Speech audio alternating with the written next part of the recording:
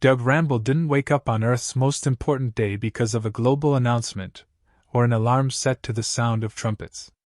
No, he woke up because a stray squirrel hurled itself against his second-floor bedroom window chasing a slice of moldy toast. He blinked twice, farted under the covers, and reached for the phone that had fallen between a half-eaten burrito and a dumbbell he only used as a doorstop. On the screen, there were 346 missed calls, 912 emails titled "Urgent," and one video thumbnail of him falling into a kiddie pool at last year's teacher picnic, now apparently circulating galactic television. 3 galaxies away, in the floating citadel of the Grand Arena of Champions, a convocation of the universe's most advanced and brutal species sat around a table shaped like a dismembered leviathan skull. Holographic projectors floated midair, cycling through the combatants for this cycle's tournament. Some wielded neutron blades. Others had wingspans of cities. A few didn't have recognizable faces, but radiated the kind of power that made moons blush. And then came the human file. A gray loading bar. A loading bar. Then a freeze frame of Doug Ramble with mustard on his lip, staring into a fridge. Silence fell. And then riotous, rolling laughter that shook the oxygen domes of the arena. "Earth has sent this?" snorted a delegate from the six-fanged horde of Zarnax. "A soft sack of meat in sandals and, wait, is that a juice box?" Across the galaxy, Earth's united government sat in chaos. The arena's invitation had been a test, a courtesy extended to every species once in a millennia, never meant to be answered. But someone had answered. A glitch in the auto-response system, combined with an overzealous intern, had uploaded Doug Ramble's fitness profile instead of Earth's official decline. And now it was everywhere. Memes. Intergalactic satire shows. A sentient AI on Mars wrote a musical about it before lunch. Doug, meanwhile, was in his robe, brushing his teeth with a sports drink, watching a press conference where Earth's defense minister attempted to spin the event. "This champion," she said, voice trembling slightly, "represents Earth's unpredictability and unconventional strength." Doug spit into the sink, muttering, "They're talking about me like I'm a mango in a blender." 3 hours later, a sleek, humming spacecraft shaped like a squid in mid-sneeze landed in his backyard, flattening his barbecue grill and traumatizing 2 raccoons. Doug stepped outside holding a coffee cup that said, "World's okayest coach." Still not wearing pants. A 3-eyed alien in a skin-tight suit greeted him with the enthusiasm of a robot on its 3rd resignation attempt. "Champion Doug Ramble. By law of galactic sport, you have been conscripted into the arena of champions. Prepare for immediate extraction." Doug squinted. "Look, man, I'm not sure what this is about, but if this is one of those weird European prank shows, I swear I will cry and pee at the same time." "You do not have a choice." Doug shrugged. "Well, all right. Can I bring snacks?" The interior of the ship smelled like cinnamon and burnt toast, which Doug appreciated. He was assigned a room the size of a broom closet with a cot, a holographic bidet, and an instruction manual that appeared to be alive. He ignored it and tried to connect his tablet to Wi-Fi. In the upper command deck, alien spectators from over 400 worlds began placing bets. Odds for Doug's survival beyond the first match were placed at 7,000 to 1. The phrase "Earth me bag" began trending on Zennet. Arena Council officials were excited. This would be great ratings. A nobody human with the personality of a wet sock and no military background? It would be comedic gold. Some suspected Earth was trolling the arena, and the Council had decided to play along. Doug's spaceship docked at Arena Prime with a sharp lurch. He stepped out, disoriented and slightly sticky from whatever drink he spilled during takeoff.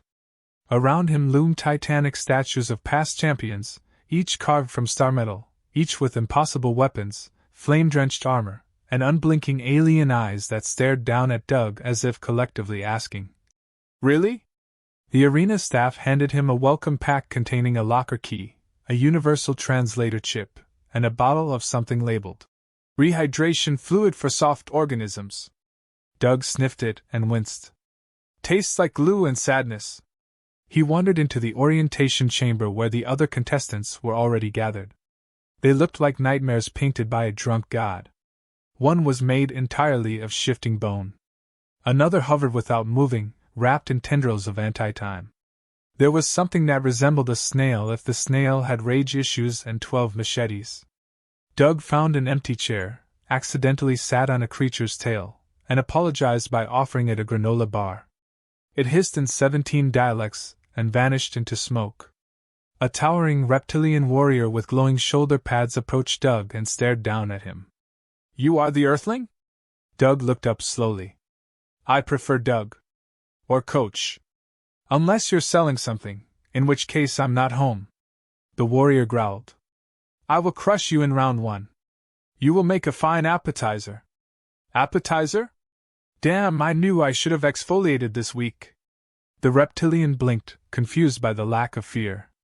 Doug gave him a thumbs up and walked away, trailing the scent of microwave burritos and irreverence. That night, in his quarters, Doug stared at the ceiling. The stars outside pulsed with quiet rage. He'd been thrown into a tournament where he had no weapons, no plan, and no backup. Just him. Middle-aged, slightly out of shape, and considered a galactic joke. He remembered something his ex-wife once said.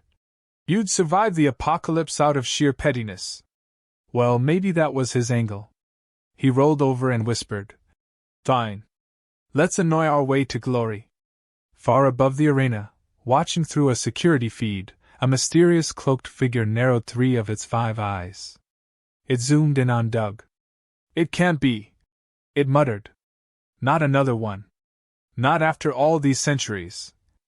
And far below, in a chamber sealed since the arena's first war, something ancient stirred. Doug snored. The fate of the galaxy didn't care. Yet. Doug Ramble had always considered himself an adaptable man. He once taught a full semester of gym class without realizing the school had switched to a mindfulness and movement curriculum. But this was different. As the transport doors hissed open, he stepped into the heart of the Arena of Champions, a place where the floors hummed with ancient power, the walls glowed with ever-shifting murals of past victors, and the air smelled faintly like scorched metal and ego.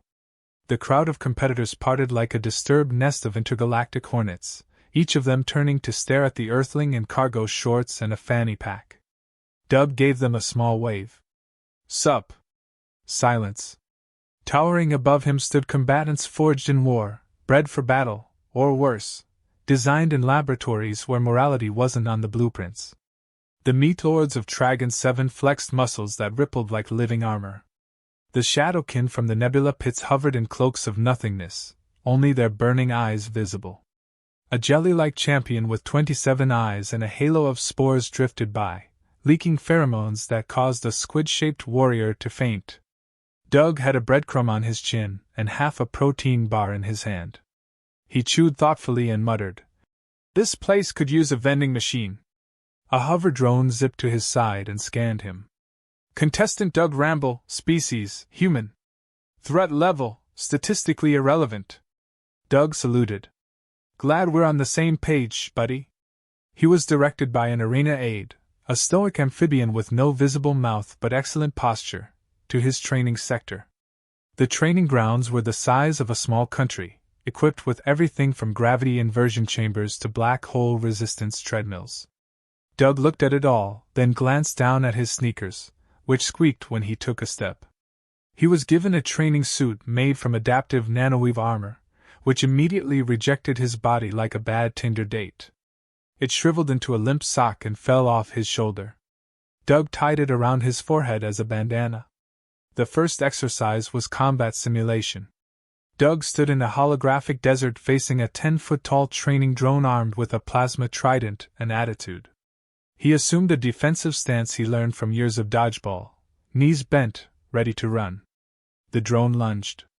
Doug ducked instinctively, tripped over his own foot, and fell, causing the drone to overshoot and impale itself on a protruding rock. The simulation froze. Victory registered. Doug blinked. "Huh! Nailed it!" In the observation deck, several arena judges reviewed the footage in disbelief. "He didn't dodge. He tripped." "Yes, but the result was effective." Weapons incompetence, high. Combat aptitude, accidental. He is statistically unpredictable. Unpredictability has value. The audience loves chaos. Meanwhile, back in the mess hall, Doug met his first friend. Sort of. The champion from Forks 9, a gelatinous blob named Blib, oozed into the seat beside him and began absorbing steamed vegetable paste through a feeding port. Doug offered half of his peanut butter sandwich, which Blib accepted with a polite gurgle. Doug leaned in. Look, I don't know what I'm doing here. I was a gym teacher. I sprain something every time I sneeze. The only thing I've ever defeated is high cholesterol. I think this is a mistake. Blib emitted a sympathetic burble. Doug continued. These people are monsters. Literal monsters. One of them had teeth on its knees. From behind, a deep voice rumbled. Those are not teeth. They are sensory spines. Doug turned slowly. It was the reptilian warrior from earlier, scaled, armored, radiating death. Right. Sorry. Thought you were someone else. I am Drogar of the Scaled Flame. You will not survive this. Doug sipped from a juice box. You know what, Drogar? I agree with you. But if I go out, I'm taking at least one of you down with me. Maybe not in combat. Maybe I just give you all food poisoning. Drogar blinked, visibly disturbed. Then walked away. Word spread quickly. Doug Ramble, Earth's champion, was a wild card. Not powerful.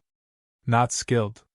Just so fundamentally strange and off-rhythm that other competitors began to avoid him, unsure if he was secretly a trap. It didn't help that during the next round of training, Doug accidentally short-circuited a flame-based opponent by spilling lukewarm coffee on its control core. Doug apologized profusely and offered them a free pass to his Zumba class. By the third day, the arena staff had to re-evaluate Doug's placement. His lack of pattern disrupted the simulation algorithms. Worse, audience polls showed growing popularity among younger viewers, especially those from the species that valued irony, comedy, or underdog mythology. The term, Doug Effect, began circulating. Betting markets became volatile. In an emergency strategy meeting, Arena Counselor Threx, a being composed of compressed dark matter, pounded the table with enough force to crack its gravity plating. This human is not to be underestimated. He's not winning because of strength. He's surviving because he does not operate by any of our systems. He doesn't even understand the rules. He doesn't care. He must be monitored. The head of programming nodded. Shall we adjust his next trial? Indeed. Give him Venbler. There was a collective gasp. Venbler was a contestant from the ice world of Kellen Prime.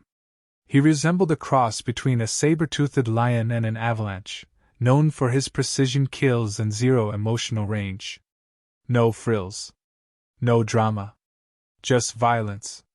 He would crush Doug. Back in his quarters, Doug was watching reruns of alien cooking shows and using his translator chip to argue with a soap dispenser. When the door chimed, he shuffled over and opened it, revealing a short, nervous-looking assistant holding a clipboard. Doug Ramble. Your match is scheduled for tomorrow. Your opponent is Venbler of Kellen Prime. Doug blinked. Sounds like a cold sandwich. Anything I should know? The assistant hesitated. He's undefeated. He's turned champions into fine mist. He does not speak. He does not negotiate. He ends fights in under 30 seconds. Doug nodded thoughtfully. Okay. So I should, what, bring sunscreen? The assistant stared. Then turned and left. That night, Doug lay in bed, staring at the ceiling again. This time, the stars outside looked less peaceful and more like spectators waiting for him to trip into his own grave. He wasn't a fighter. But he also wasn't ready to be a joke stamped out by some cosmic juggernaut. Maybe he couldn't win like them. But maybe, just maybe, he didn't have to. He sat up, grabbed a notepad, and began to scribble. Traps. Distractions. Snacks. Anything that might slow Venbler down. He grinned. If strength wasn't his weapon, maybe unpredictability was. And far below, in the shadows of the arena's central tower, the cloaked figure from before watched the feed with growing concern. The humans were never supposed to be involved again. Not after the last time. But here he was. Doug Ramble. The storm, it seemed, had already begun. The arena was alive with sound. Not just the roar of spectators from across the stars, but the low mechanical thrum of history about to be made or mangled. As Doug Ramble stood in the preparation chamber staring at the glowing doors ahead, he tried to keep his mind focused. He adjusted the helmet they gave him, which felt like wearing a fishbowl filled with static, and looked down at the customized suit of armor that seemed to be more concerned with style than protection. It had been designed overnight by a sentient fashion algorithm that misunderstood combat efficiency as retro flair, resulting in glitter trim and a chest logo shaped like a sandwich. Doug sighed and muttered, "If I die today, at least I'll die looking like Disco Lunch." He heard the metallic echo of footsteps behind him. A small monitor in the wall flickered on. Blib appeared on screen, having smuggled himself into the communication feed. Doug leaned closer. "Blib, please tell me you figured something out about Vendler." Blib bubbled in a series of low-frequency pulses.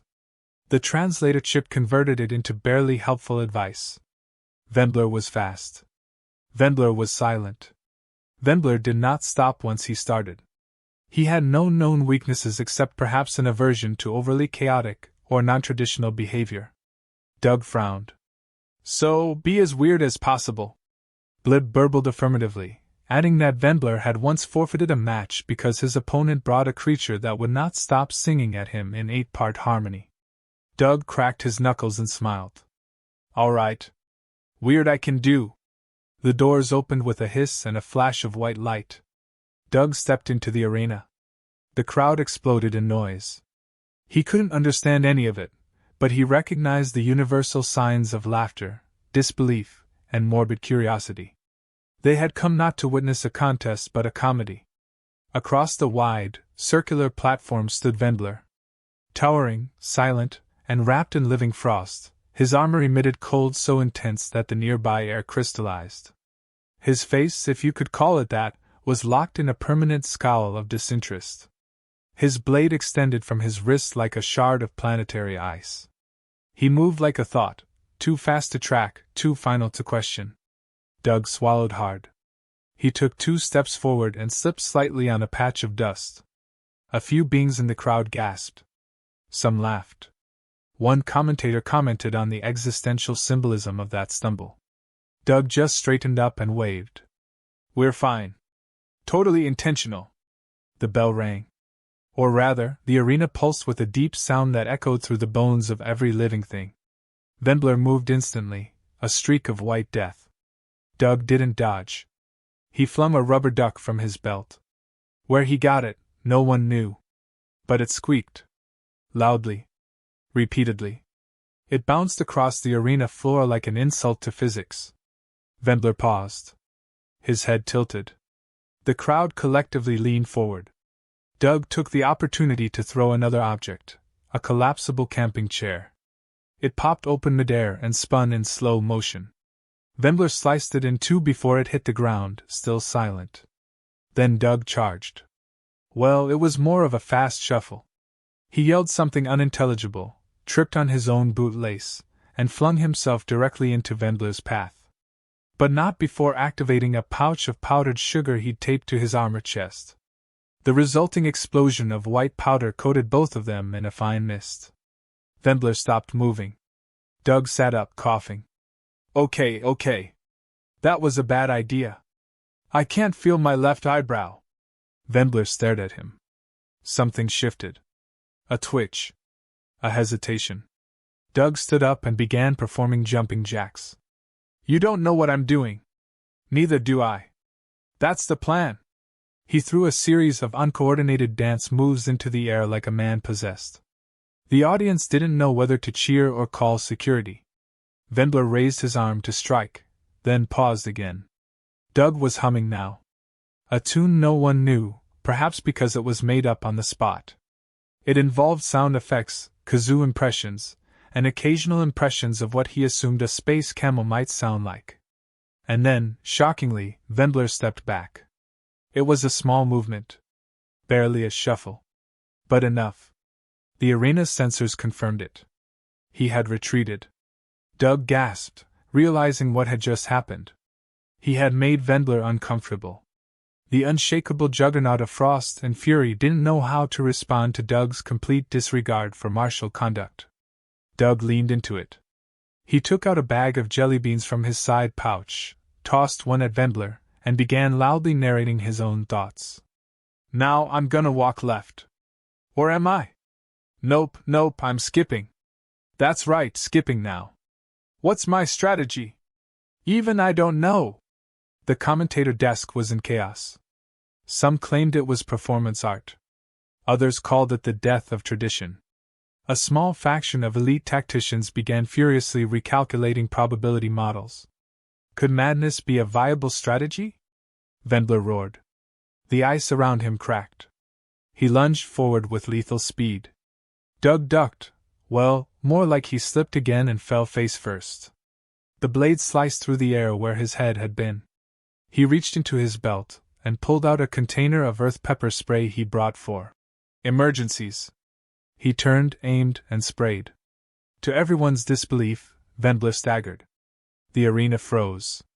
Then Doug lunged forward and did the only thing he knew how to do in a panic. He tackled Wendler in a half-hearted football dive, wrapped his arms around his waist, and yelled, "Time for a group hug!" They both hit the ground. Silence. Then the arena's sensors blinked green. Wendler was down. Doug was technically on top. The announcers confirmed the ruling. Doug had won.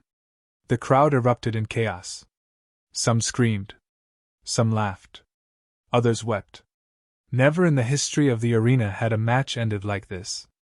Doug lay there for a few moments, arms wrapped around an unconscious, confused glacier monster, wondering if he had just given himself a concussion or if it was just Tuesday. When he finally stood up, bruised and slightly coated in frost, he raised one arm weakly.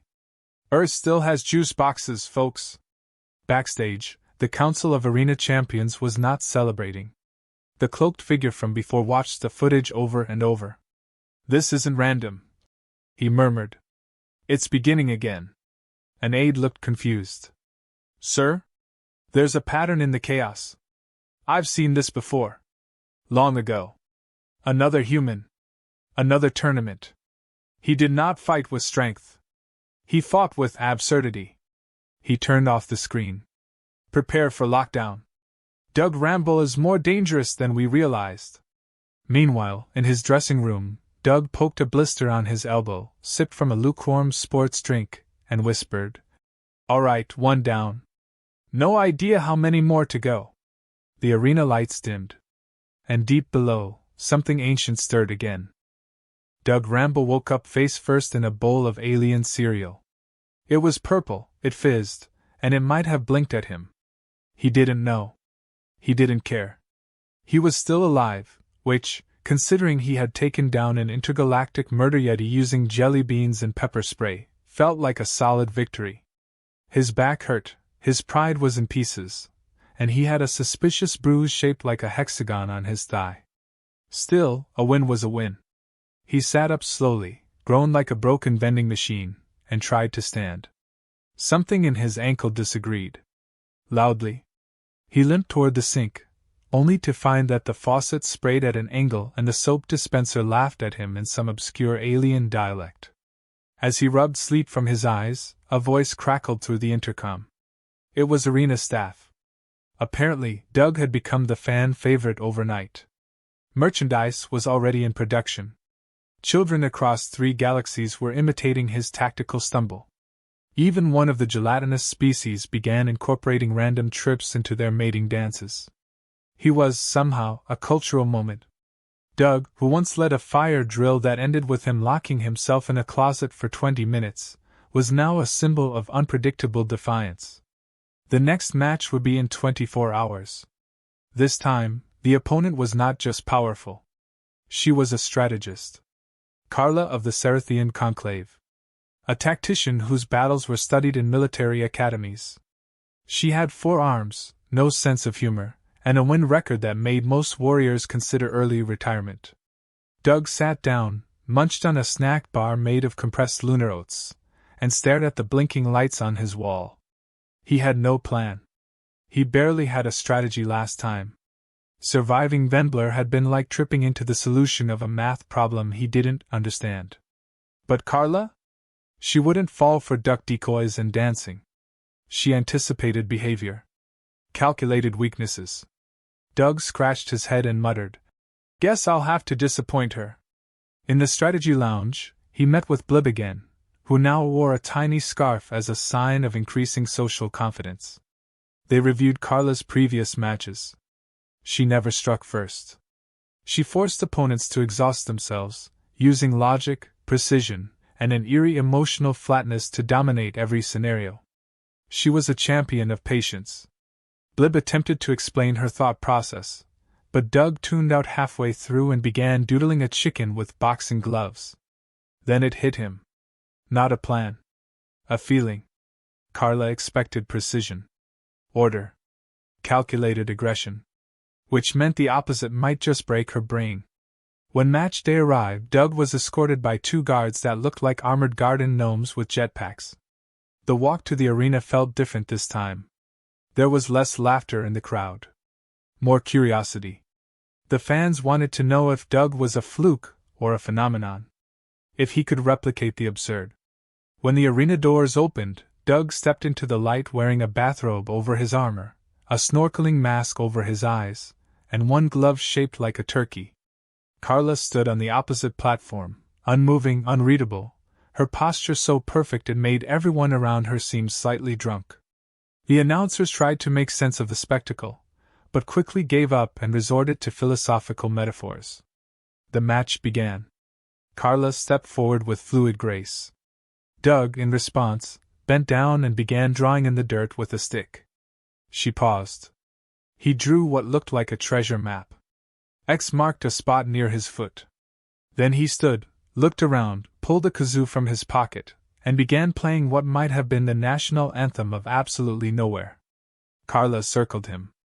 Calculated. Measured.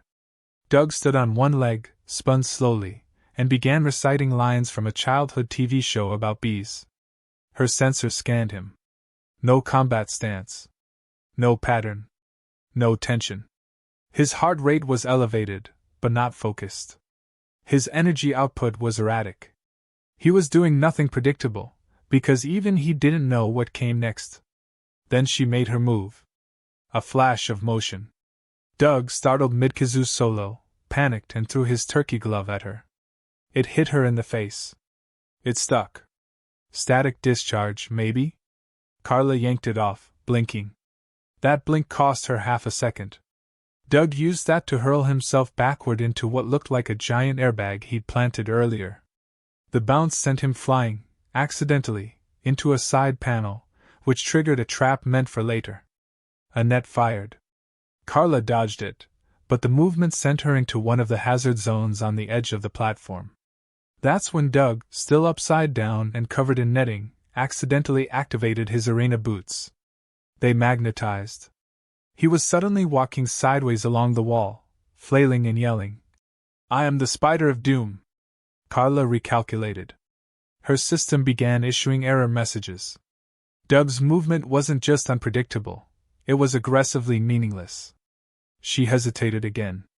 That hesitation let Doug launch a bottle of alien soda that exploded midair, sending a carbonated mist into her line of sight. She faltered. Then, with bizarre timing only Doug's subconscious could provide, he crashed into her with all the elegance of a sleep-deprived toddler falling off a trampoline. Both competitors hit the floor. The sensors flared. The crowd waited. Then Carla's systems froze. Not from injury. From cognitive overload. She couldn't process it. Logic failed her. The simulation of battle in her neural matrix crashed entirely. She rebooted. Doug was still sitting on her shoulder, now eating half a sandwich he pulled from his robe. The match ended. Doug had won. Again. The crowd erupted. Somewhere in the audience, a Sarathian general fainted. The arena judges conferred in urgent tones.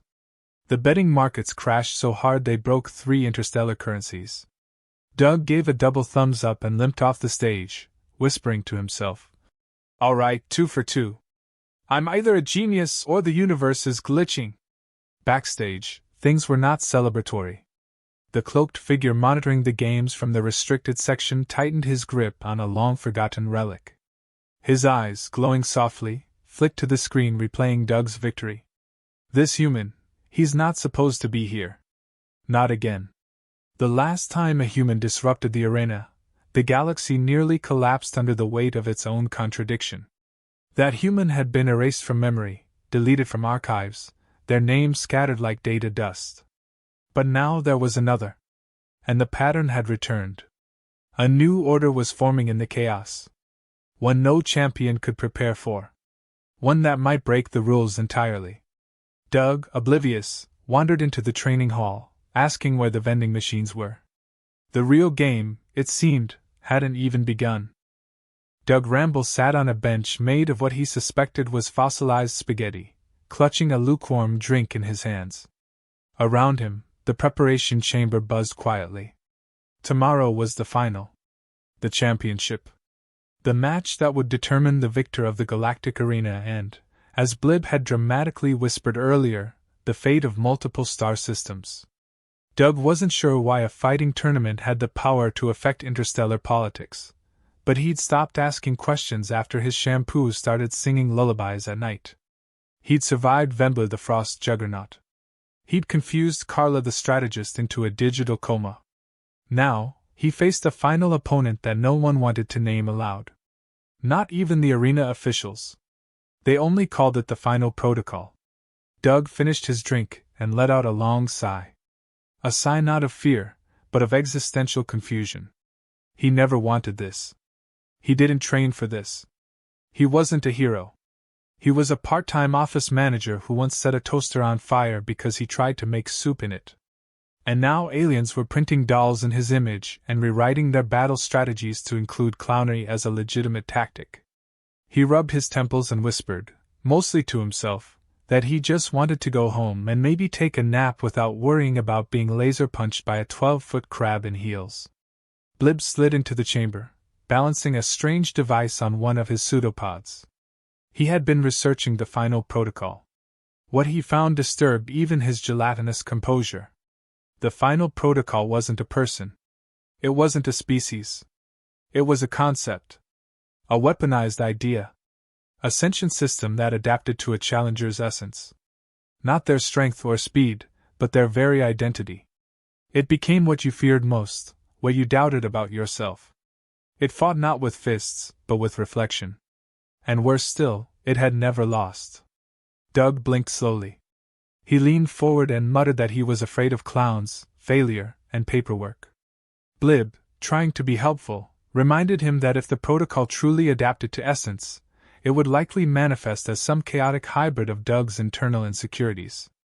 Doug didn't know if that made things better or worse. The day of the final arrived like a whisper in a hurricane. The arena was filled beyond capacity. Creatures of every imaginable shape gathered, holding signs, snacks, and in one case, a small inflatable Doug balloon that floated upside down. Lights dimmed. Energy pulsed. The commentator voice announced the arrival of the final protocol. But no doors opened. No opponent walked in. Instead, the arena itself changed. Shapes shifted. The walls dissolved into mist. Doug stood alone on a floating platform suspended over a swirling void. A mirror formed before him, tall and rippling like disturbed water. From it stepped himself. But not quite. This Doug was clean. Confident. Armored in gold and black. His hair was perfect, teeth too white, posture unnervingly heroic. This version radiated purpose. Control. Belief. Doug took a step back.